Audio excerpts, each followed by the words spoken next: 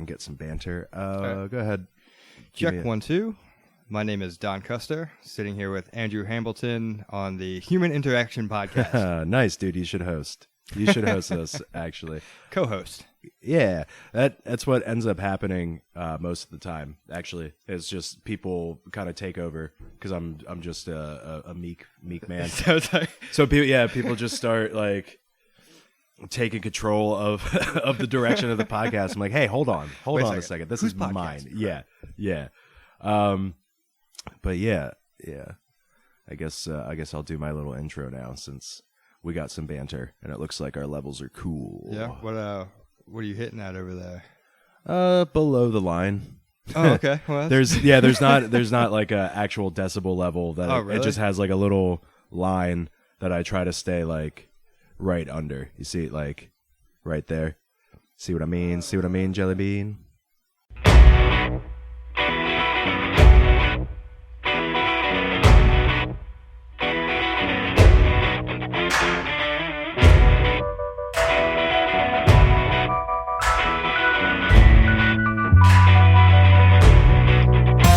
Hi, everybody. Welcome to the Human Interaction Podcast. I'm your host, Andrew Hambone Hambleton.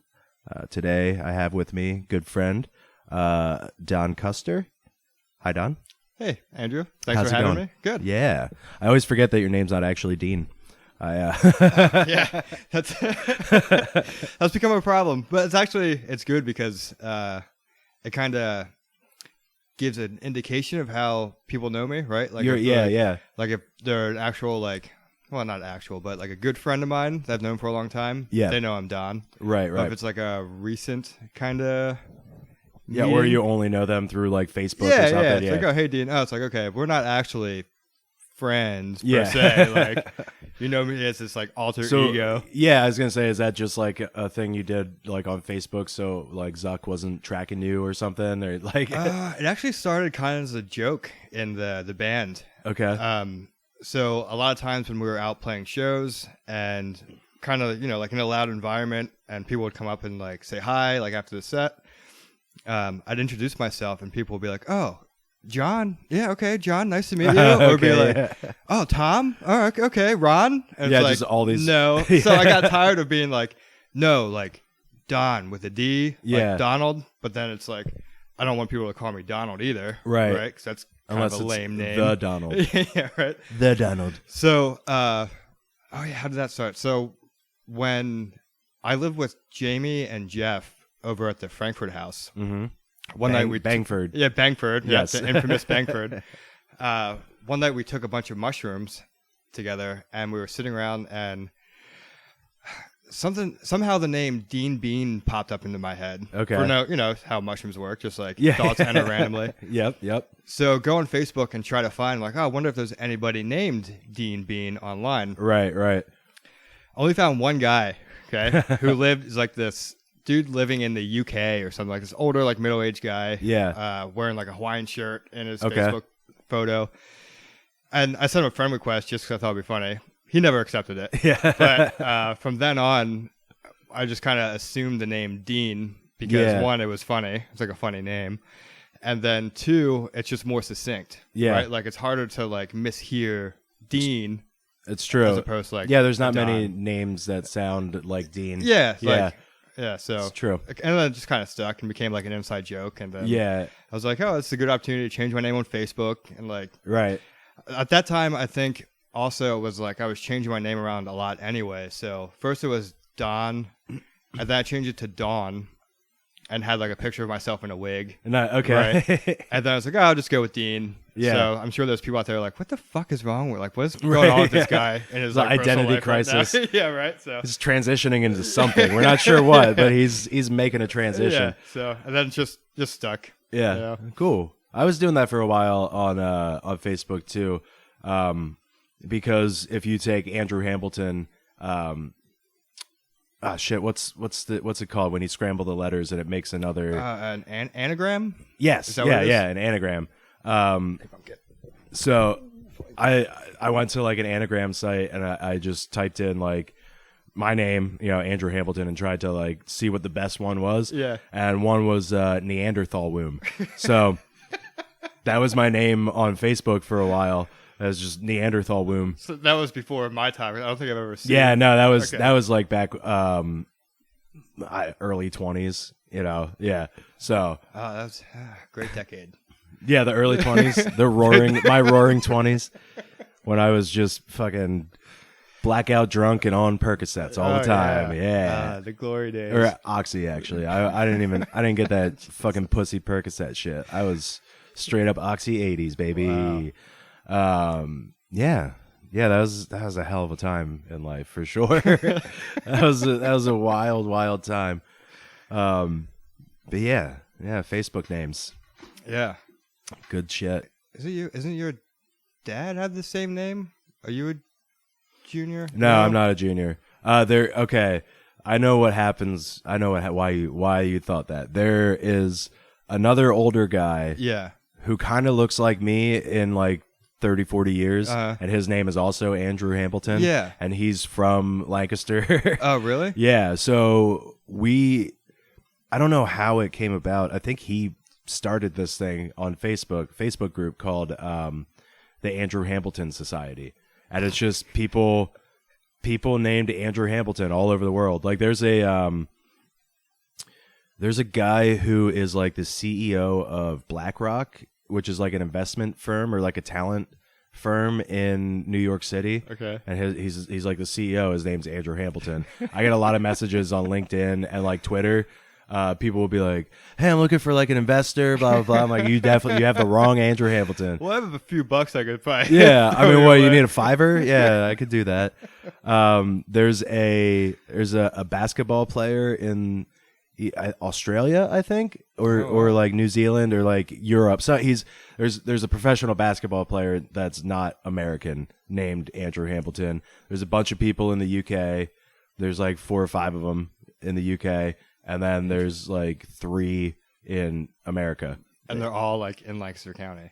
No. That old guy actually lives in like around Kansas City. Oh, really? So he lives, Okay. yeah, he lives out in Kansas. And the other guy's in New York. He's the super rich like guy that people confuse me with. And then me in Lancaster. But the old guy in Kansas is originally from, like, he grew up in Lancaster. Oh. Yeah. Okay. So that's where you got that idea that I'm a junior. Yeah, okay. Because it is eerie. Like, if you would just, I've done the aging thing, like, you know, the Russians could steal my Yeah. photos and Oh, stuff. I did that, and I actually looked like a lot like my dad. It was kind of creepy. I didn't look shit. like that dude. I looked a lot like my dad. But yeah, I could see how people would be like, "Oh, that guy kind of looks like you when you're older." Yeah, for the longest, because I see him like commenting on your posts Yeah, and stuff, so I yeah. thought like it was your dad chiming in here and there. Nope, just another dude named Andrew Hamilton.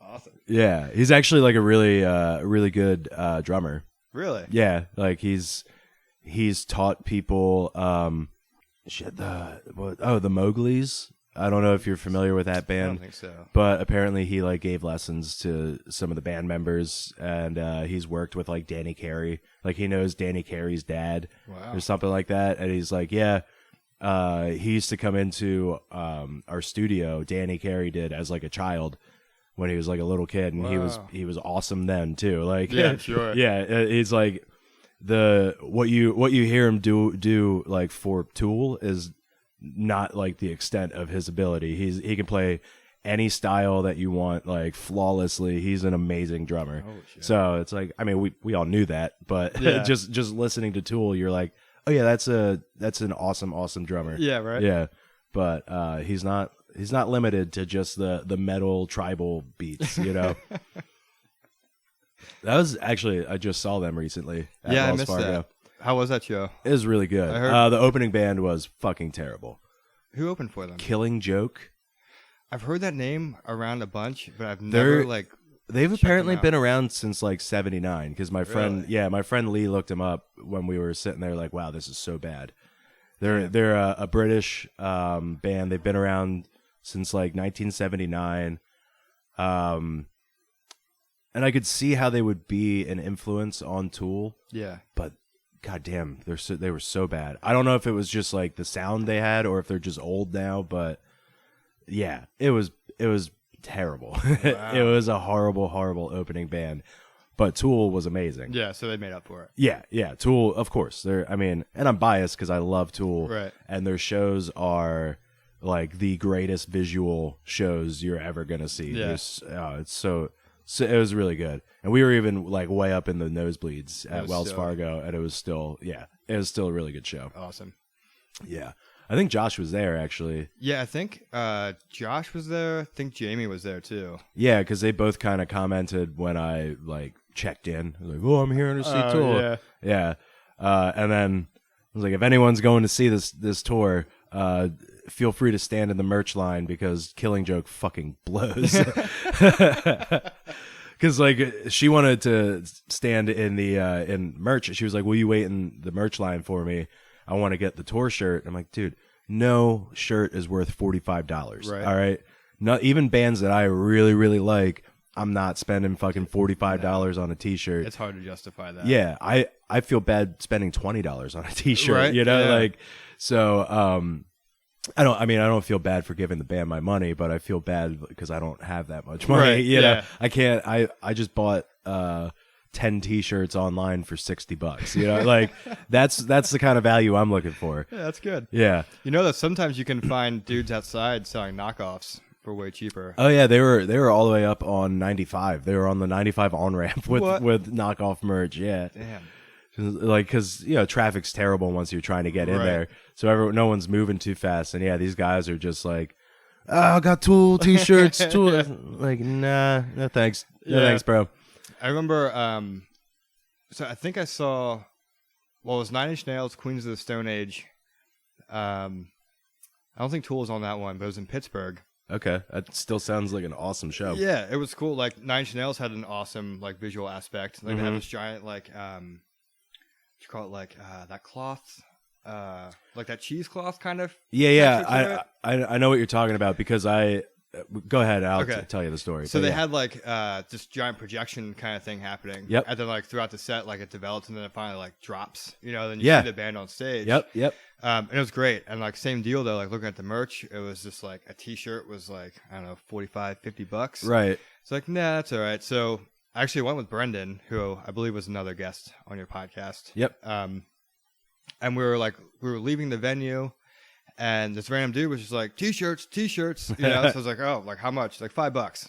Fuck Okay. Yeah. Take one of those. So I picked one up, and of course, like it wasn't one that anything was spelled incorrectly. Like it was always funny. Like they misspell something to get away with the copyright stuff, but they fit a little weird. Like you could tell like something happened like with the t-shirt when it was made. Like it was like a little bit bigger than like a medium, so like it was, I don't know, just like an awkward kind of fit. Okay. But I had that shirt for years, and I wore it until like holes developed, and like Yeah. I think I might even still have it upstairs somewhere, but Nice. until it fell apart. Yeah. really, that I wore it. And now it's just a rag. Yeah. Yeah. It's like a relic from a past time. You mentioned that like cheesecloth stuff.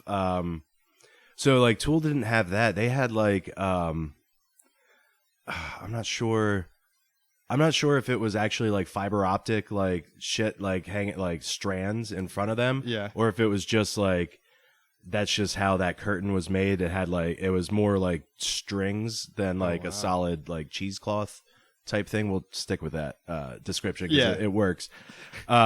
So instead of dropping it, it was like it would like open and close like from side to side, and so they played a lot off of Fear Inoculum, the new one. Yeah. And so that starts with Danny Carey just keeping like a beat on just a really, really high pitched hi-hat or a cymbal of some sort. I couldn't see what, and he's got so much shit on his drum set. So and they had that whatever stuff it was in front of them, and it was just like a little like water droplet like going with the beat. It was so trippy. Like I was sitting there like, man, I didn't smoke any weed before this. I kind of wish I had brought like maybe just like a half hit of acid or found someone that had, because it would be awesome, you know, just to go with the visuals. But yeah, that they're always amazing visual shows. But the cheesecloth stuff, when I saw Tenacious D at the Fillmore recently, after they did the post-apocalypto web cartoon. I don't see that. I'm pretty sure Jack Black drew the whole web cartoon, and it's really like shitty drawings, but it's funny because it's Tenacious D. So my friend Chris and I went to see them at the Fillmore, and they had that like cheesecloth stuff, and they projected. So they do all the music in the web cartoon also. So what they did was they would project the cartoon, and so you're just watching the web series, and then when there was a song, they would stop projecting, and then you can see the band through that material, and then they play a song, and then it would go back into the projecting the web series. So Crazy. so you're just like watching a cartoon with the band performing the music live, and then once that was over, they like dropped that curtain and did just like classics and like took requests and stuff like that from the audience. It was it's a really awesome. Really cool show. I was so stoned, like because I had a vape pen, and my friend also had a vape pen, and we were just going back and forth with each other all night, just sharing. I smoked like half a gram of fucking vape juice that night. Yeah. There's a point where I was like, I don't know if I can stand up anymore or if I'm gonna stay awake. Like, I was just like standing there, like, oh my god, I can't. This isn't a visual podcast, but my eyes were all squinty and everything. You know what happens when people get high, I'm sure. Amelie and I actually were at the Fillmore.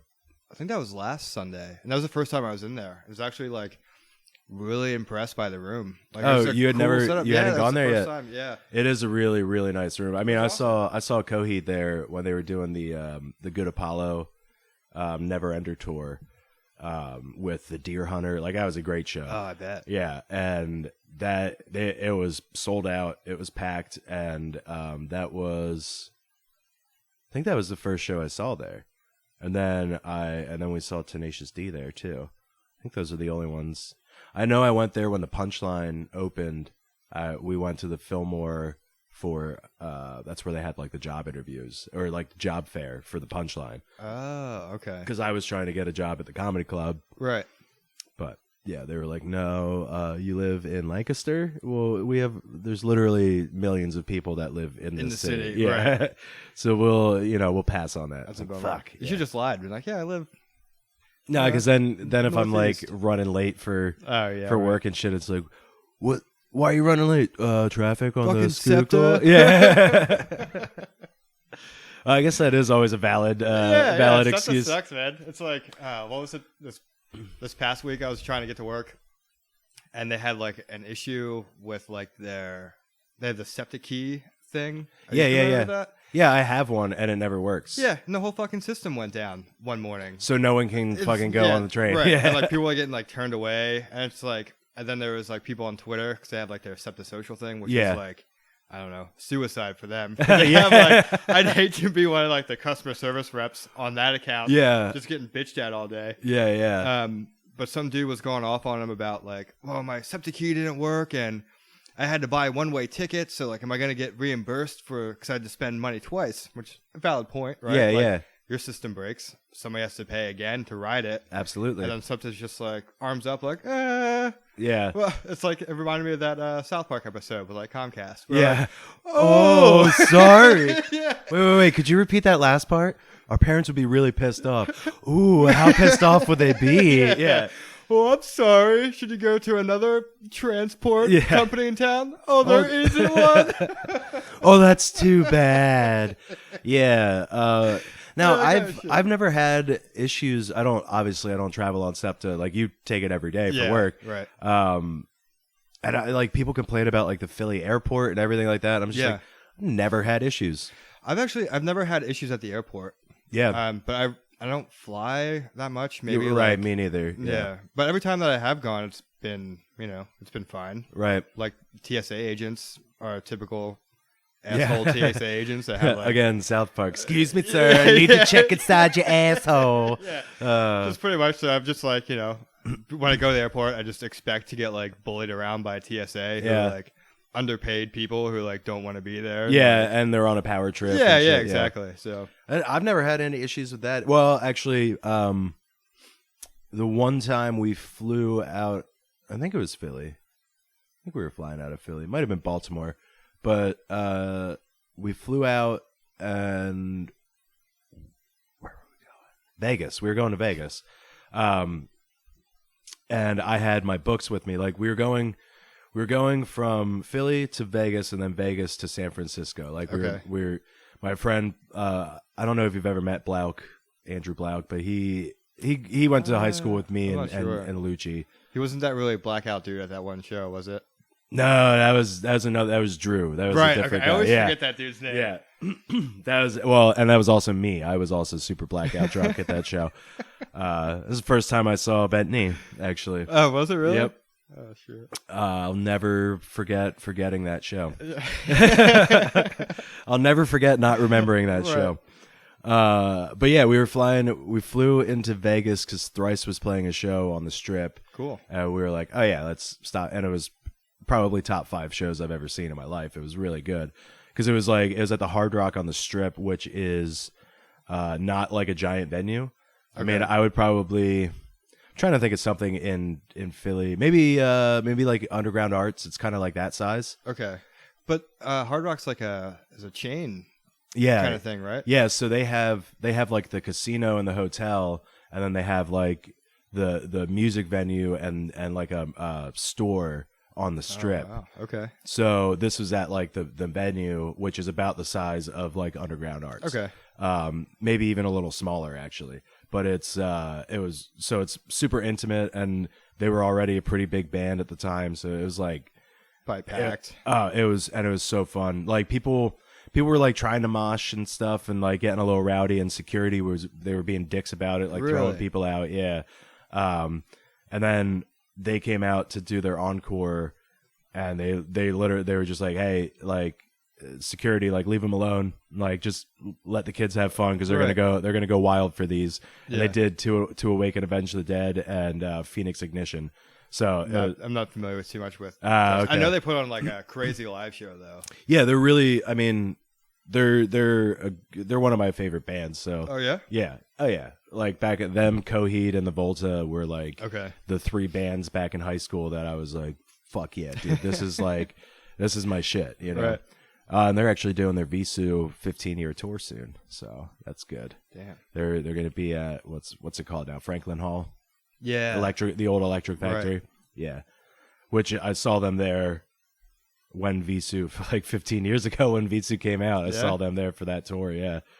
So that's kind of cool. That is cool. Now I definitely have to go. Yeah. Now I definitely have to go to the show. Look up the tickets right now. Yeah, it's in February, so okay. And I think it was like $30, so that's not bad at all. That's not bad at all. Yeah. Damn, it's actually surprising. I think last time they came around, they were at the Fillmore last time. Was it the Fillmore? Maybe I'm thinking of a different band. Wasn't there like a big band that came to play KFN in the past 2 years? It was either like Thrice or no, Dillinger Escape Plan. Oh, really? Came and they like played KFN. Oh, that's awesome. Necktie.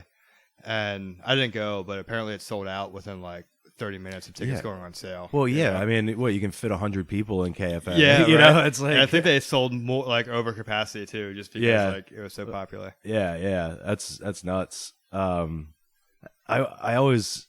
would love to see like other bands do that, like big bands play like really small venues, right? Or like I've even talked to like the guys at the Chameleon, like. You know, Coheed played there before they kicked off their most recent tour, and that was amazing. It was great, just like old times. You know, when I forget, I think it was Coheed, Thrice, and like Thursday or something was like the show that they played at the Chameleon when they had just like released their first album. Really? So like that's. Imagine that venue at that time period. Like, oh god, it was probably so hot. It was probably so hot and stinky and sweaty because it was when Coheed played too. The most recent show they played there. But yeah, I miss the good days, good old days of music. Like, right. I feel like the only time I really go out to see shows now is when you guys are playing. Yeah, we haven't even played. Oh shit! When was the last show we played? Was like over the summer in.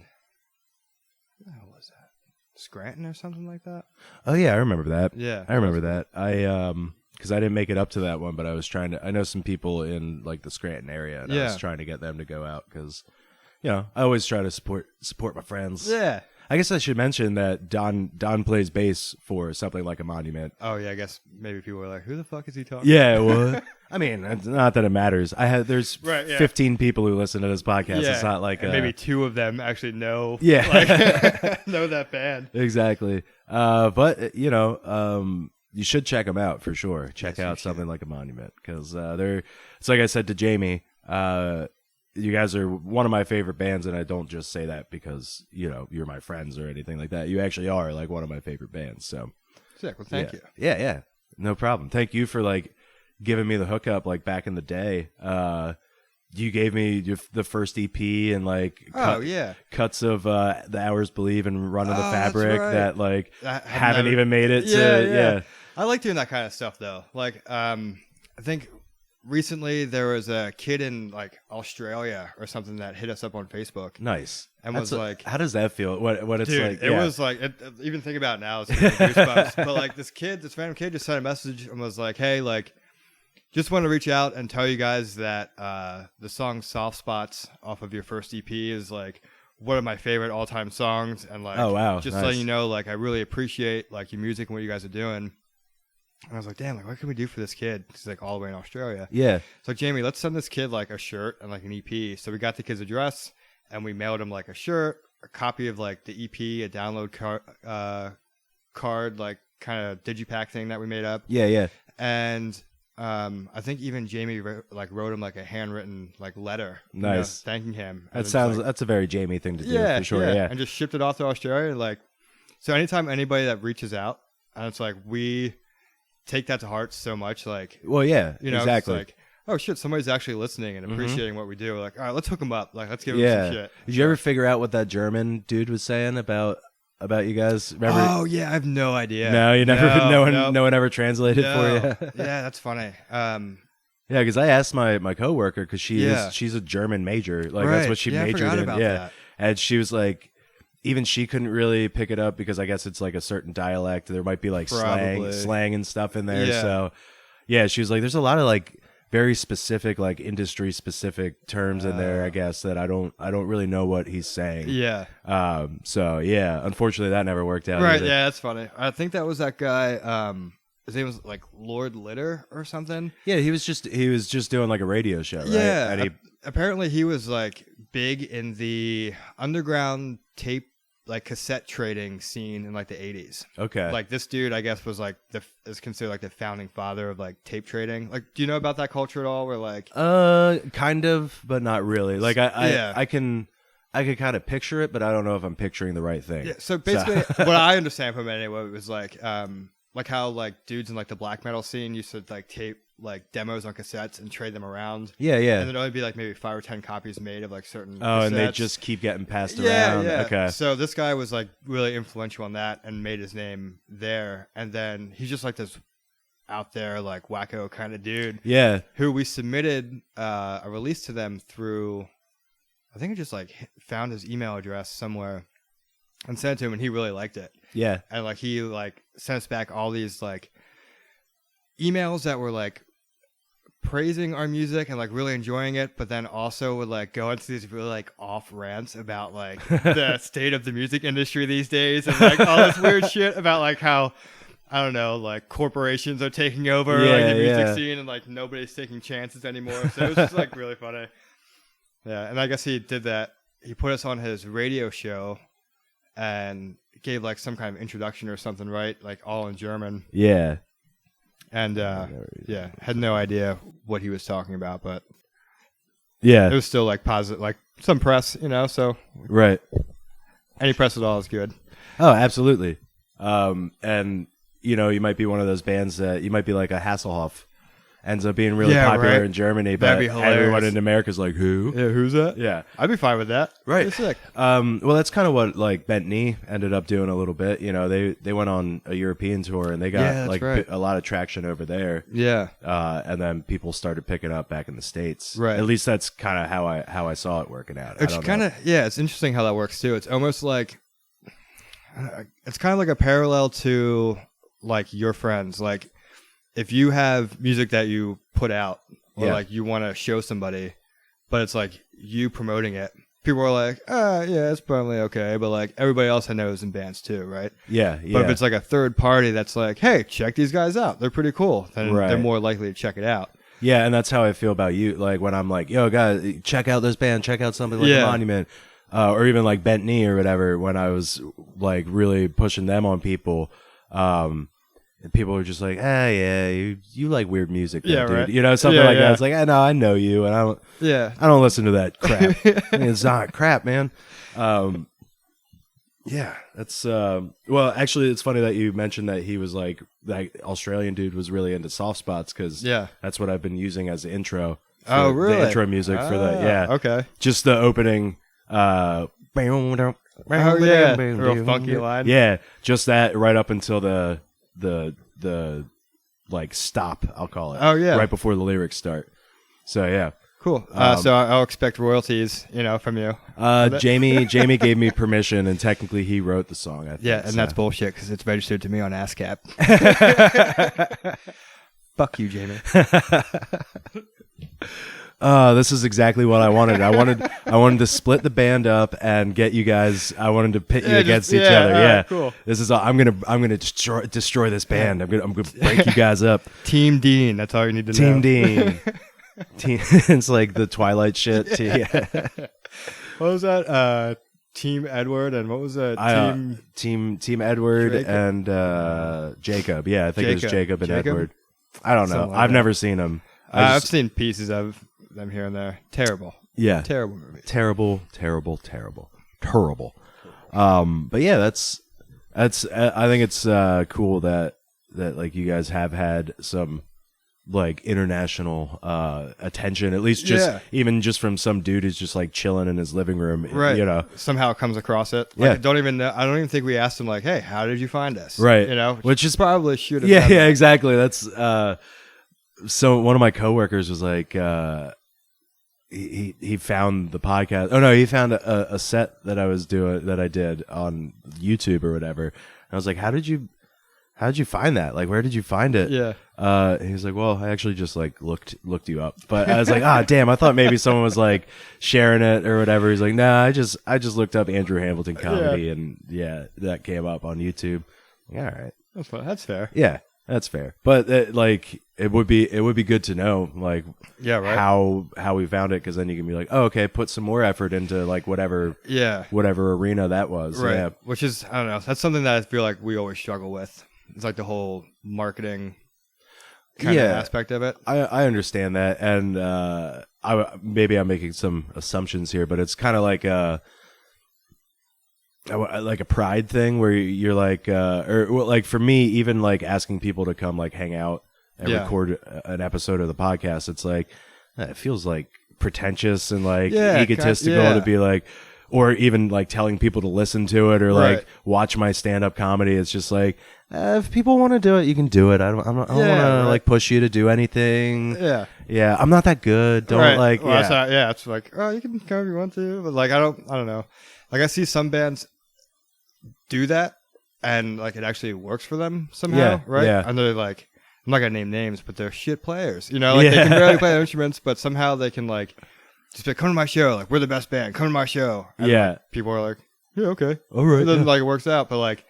I don't know. Well, I've just never been like, I'm a bass player, the guy in the back. Like, I'd rather not be seen or heard. Yeah, well, that's weird because your songs often are like very bass heavy, and like the bass is a huge part of like the sound that you guys create. Yeah, I mentioned that to Jamie too, where when you guys were playing as like a 3-piece for a while, I was kind of I was surprised by how much of the sound really was just like you, Josh, and Jamie. Yeah. And then, like he said, Jeff, you guys used to call him the seasoning. Right. Yeah. So I was like, I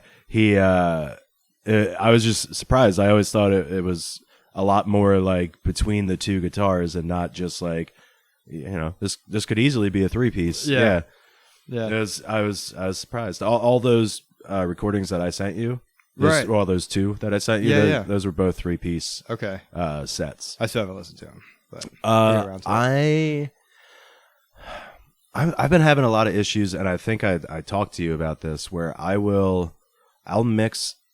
I can't get the right sound, so I like mix, and it happened with those shows too, where I will mix it through headphones and it sounds great, but then when I play it on speakers, it's not loud enough. And then I'll mix it through speakers and it'll sound awesome, but if you listen through headphones, it sounds like shit. It's like, so yeah, it's just like, how do I get that happy medium where, Yeah. Well, welcome to the struggle of the audio engineer. Yeah.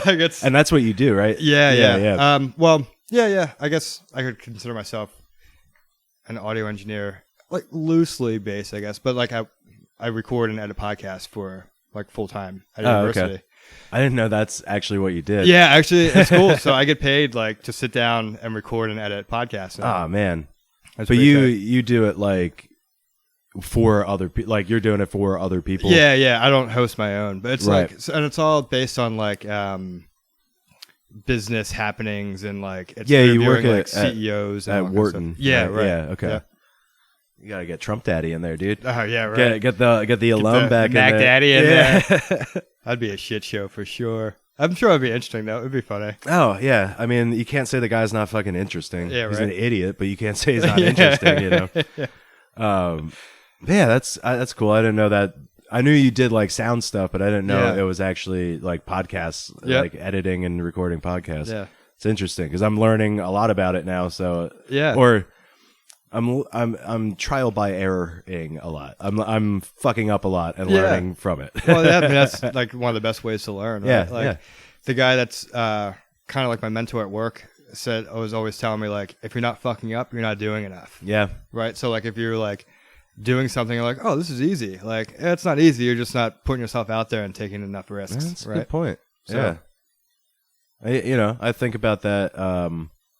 As that like relates to comedy and stuff, I think people get out there like that's. I've talked about comedy so much on this podcast because it's mostly comedians that I have on, right? But like the whole idea that like Netflix and Amazon and they're killing comedy because it's just oversaturating the market. In a sense, it's that attitude where people are just like, "Oh yeah, that's easy. Like that's look how easy that is." And then they go to an open mic and they bring 10 of their friends who get drunk and laugh at anything they say. And they're like, yeah, this is easy. Right. But then they like do their first like actual open mic where they don't know anybody. And they're like, oh my God. Like shitting their pants. Yeah, this is soul crushing. Yeah. I don't know how you do that. Yeah, but I don't know how you play an instrument in front of people. Like at least there's like 3 other dudes on stage with me, right? So that's like true. It's not solo. Like I'd never get up and play like a solo bass thing. You know? Yeah. I mean, first of all, who the fuck would want to listen to that? Unless you're like Victor Wooten or I was gonna say Stu Ham or something. Bass can be pretty cool.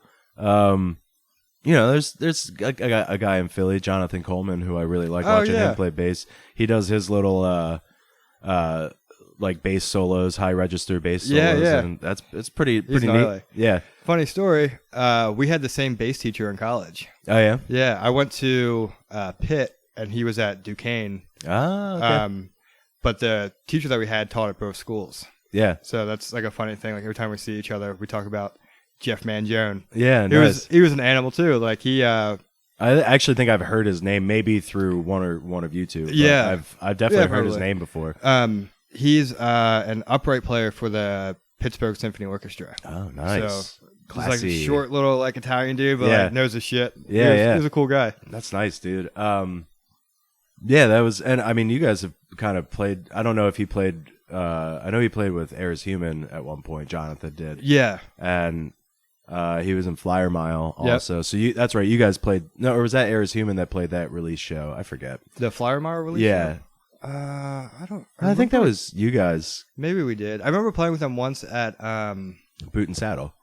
Yeah. Oh yeah, it was Boot and Saddle. And what was that other? Because that's the one I'm thinking of. Is Voltage Lounge. Ever been in there? It's like right beside. I think you guys played there with Medusa's Disco once, and I went to that show. I think that was the first time I saw Medusa's Disco. Yeah, I can't remember. Yeah, probably did play there with them. I know. I think you've played a couple shows there. Yeah. I'm not like that much of a fanboy. Thank God. That'd be weird. Well, and I always feel like I always do feel kind of weird when I like, when I do go out of my way to like talk about my friends' projects and stuff like that. We were talking about Gillis, and yeah, right. Now that he's gotten some notoriety and fame, or even like Bent Knee, where it's like, oh yeah, I've met the band members, like hung out with them at my friend's house and stuff. Right. We're like acquaintances. I feel like such a weird little fanboy because they do have those now. Like, they have like their legitimate or like even with Coheed and stuff, I'm almost like embarrassed to tell people that I'm a Coheed fan because their fans are so fucking ridiculous. they're doing a cruise. They got a cruise ship and everything. They're doing a cruise to the Bahamas. Whoa. It's called the SS Neverender, and it's like Coheed, Thrice, the Deer Hunter, 3, just a bunch of bands that like all of their fans requested, like, can bring them along. I think Thank You Scientist is doing it. Really? Yeah. Well, because Thank You Scientist was the first band that Coheed signed to Evil Inc. Records. Oh, I didn't know that. Yeah, they were the first. They were the first other band that was on Evil Inc. Hi, OJ. No, okay. Sorry, I'm trying to pet one of the cats, and he's not having it. She's not having it. She? Yeah. This is the she? That's the she, yeah. Oh, no. We thought she was a boy when we first got her. Yeah. But what we thought were balls were not balls. Yeah. It was a tumor. That's crazy. Your boy cat looks like a girl, and your girl cat looks like a boy. Hey, we're progressive in this household. That's right. Screw gender roles. Screw gender norms. But yeah, that's crazy Coheed fans. They put this cruise together, which is awesome idea. Get all of your fans together on a ship, go into the Bahamas or whatever. Yeah, what could go wrong? Yeah, exactly. Especially because like Coheed fans are super nerds, and they're like, they're some of the like most like kinky, sex positive people that I've ever met or talked to. Yeah, there's going to be some orgies on that ship for sure. So you're going, right? No, because it's fucking $800 minimum. What? Minimum? Yeah, like that's the lowest package you can get is like $800, which it's a cruise. I get it, but it's like I would have much rather had you guys just do like a festival with these bands, and then I can spend $100 and like get like 3 days of entertainment. Or whatever. But holy shit. Yeah, so that's a little disappointing that they literally put every band that I asked them to put on it and then made it like $800 because I can't afford that. Yeah, that's insane. Yeah, but it's cool idea too.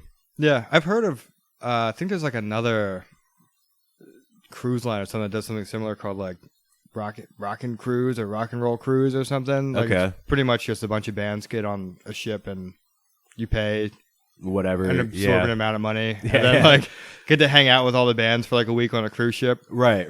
And that's again like Coheed fans are fucking crazy, crazy fanatical. Like, they're like, I have a feeling the band members are going to regret it.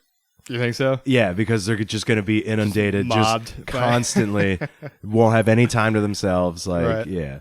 But they also kind of buy into that like whole community around them, which is shit. If I had fans that were like that, I'd do my best to be like, yeah, okay, I'll like take a picture and like talk with you a little bit or whatever. Yeah. But I'm also an antisocial, like anxiety-ridden piece of shit that I don't like people.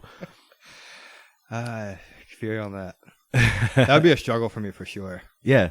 You don't think of and like.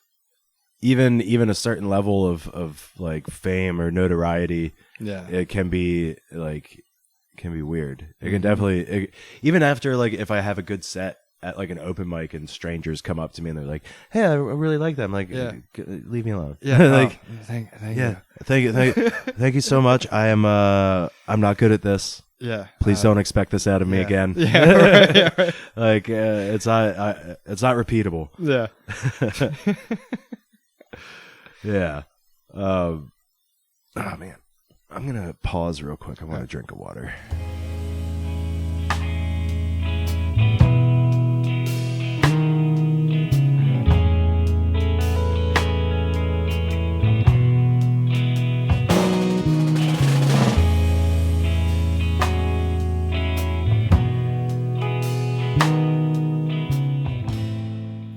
Okay, we're back. We're talking about LAN parties right now. And yeah, that was we were talking about memories of like staying up late playing video games with our friends back in the day. And Don claims that he doesn't think he's ever been to a LAN party. I don't think so. I mean, I think the extent of a LAN party for me may have been like a friend brought over another like Xbox, like the original like giant tank for Halo 1, baby. Yeah, and I think that was it. And I remember, I don't know if it was like an actual LAN. I think like you just took like a cable from one Xbox to another, and it wasn't even over like Ethernet or that's anything, right? Well, no, yeah, it wasn't. It's not over internet. It's an Ethernet cable, though. Yeah. It's a LAN. It's a local area network. That's all Right. a LAN means. So you hook up. We would do like 4 Xboxes, and hook. Damn. So you have 4 people on each Xbox. You're a team, Oh wow! and then you do 4 teams of 4, or you could do teams of 2. If, but yeah. So what all you're really doing is creating a network between the Xboxes. You're not. It's not like the internet. It's not but it's a LAN. It's a local area network. Yeah, because I think that was even before. I think we still had dial-up. Probably in my house at that time. Yeah. I think we had like just gotten DSL. Yeah. Like, oh yeah. Yeah. It was 128 kilobytes, Oh, baby. hell Yeah. Killing it. Yeah. Yeah, those were the golden age. That was the golden age of video games for me, for sure. Yeah. Spent way too much time playing Counter-Strike and Diablo 2. Those were the big ones that I wasted countless hours on those games. Counter-Strike was a big one for me. Oh man. And another one, Half-Life too. Yeah, because they're the same. I mean, Counter-Strike uses the Half-Life engine on it. What was I playing just the other day? Oh, Resident Evil. And there was talking about the Unreal engine and Unreal technology. I was like, what the fuck does that even mean? Like, is it just like a basic set of... So the Unreal, do you remember the first-person shooter Unreal? Yeah, yep. So that engine... it's like the build of like the world and the mechanics and the physics of everything. Okay. So that was so kind of revolutionary at the time that a lot of people, they just kind of patented the build, like how the environment is built and how you interact with the environment. Okay. That's the Unreal Engine. So a lot of games started using that, and Valve stuck with the Half-Life engine for a lot of the stuff going forward. But yeah, Unreal Tournament was fun as well. Yeah. That was a really fun game, but man, Counter-Strike was just, I don't even know how many hours I spent playing that game. And even into like college and stuff like that, like I was hooked, man. Yeah. It was like get out of class, go home, do a line of Adderall, play some fucking Half-Life or Counter-Strike for like 4 hours, and get pissed at people who are hacking. Oh, and that was no huge. scoping me. Right. Yeah. I always piss people off because I tried to play on 56K, and I would just like lagged. I lagged the shit out of servers. And it was so frustrating because everybody was just like literally running circles around me. Yeah. And like by the time I see them come around again, I'm fucking dead. Right, yeah. So it was like impossible for me to get like a good ratio going. Yeah, and then they're like, "Get the fuck out of here!" Yeah, right. Yeah, like, I'm sorry. Yeah. I'm sorry. I'm poor. I can't afford it. Man, I was even in like 2 of my friends used to play with me all the time, and we even started like a little clan. Oh yeah, yep. I was part of the clan for a little bit. Yeah, we'd like battle other, Yeah, and create like private IPs. And, and go have like a private match. Yeah, a certain like time set where everybody's supposed to sign on and get in.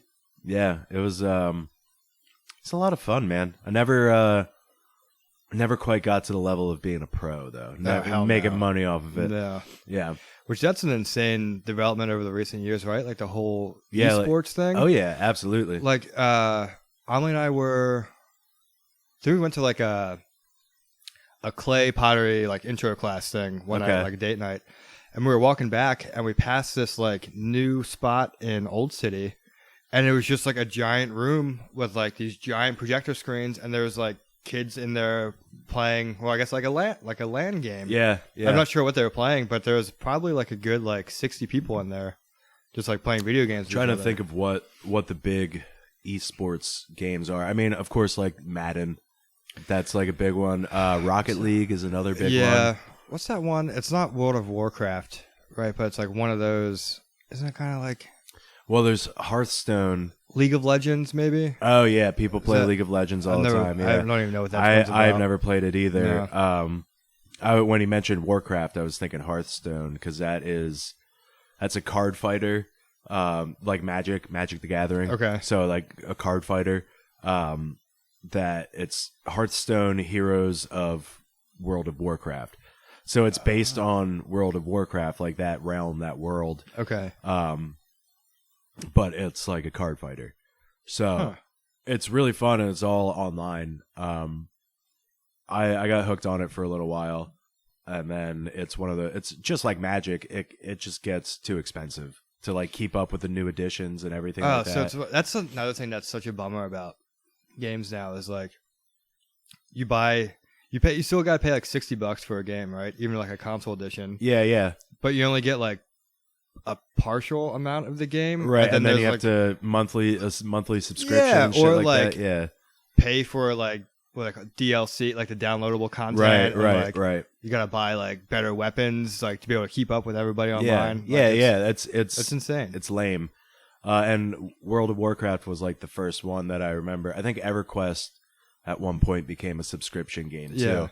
But WoW was like the big one, and I refused to buy it and play it because I was like, I'm not. Yeah, that's not how video games are supposed to be. I'm not buying the game and then paying to play the game. Right. You know, well, you get continuously updated content and blah blah blah. I don't give a fuck. Yeah, do that for the $60 that I paid. Yeah, right. And my internet subscription. Yeah. You know that what I pay for my internet. Yeah, I had friends that bought into that. It's like I don't know, but they'd also, I guess they got their money's worth because they'd spend like every available moment playing the game. Right. Which again, like I was kind of over it at that point, and that's why Counter-Strike and Diablo 2 became such big, or that's why they took up so much of my time, because I could just buy them and then play them. Yeah, just play it for free. Yeah, right. Even online, even on BattleNet or online multiplayer, I didn't have to pay for anything. Yeah. Well, we're sitting at like 52 minutes right now. All right.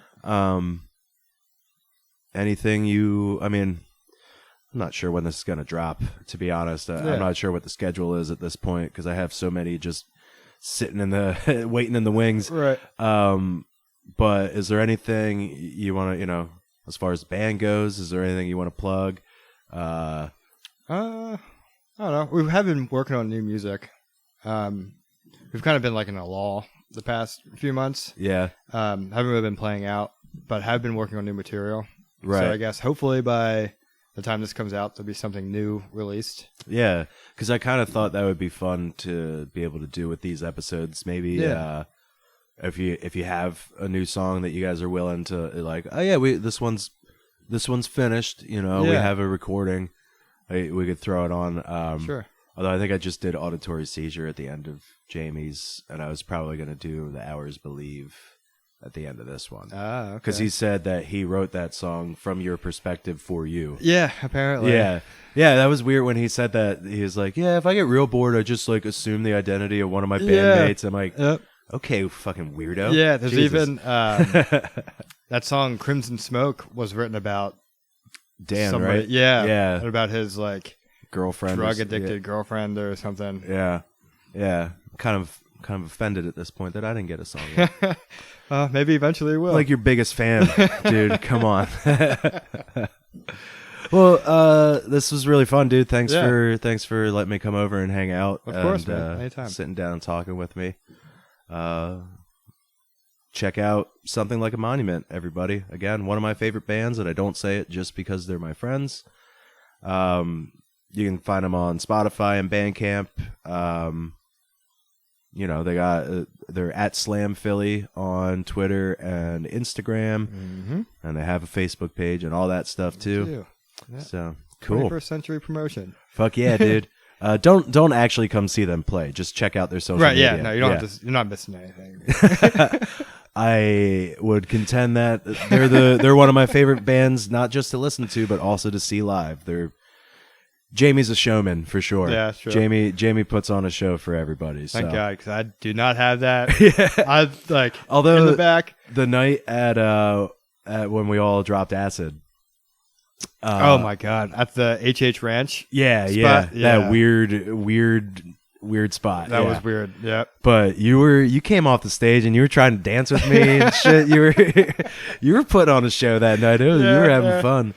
That was a fun night. Yeah. A weird night, but it was fun. Yeah, really weird night. I remember the ball pit. Yep, that was the night with the ball pit. Yep. Well, on that note, Yeah, since they're banging shit around outside, we're going to get out of here. Yep. So thanks for listening. Hopefully you'll come back next time. This has been Human Interaction. I'm your host, Andrew Hambleton. That's my guest, Don Custer. Talk to you next time.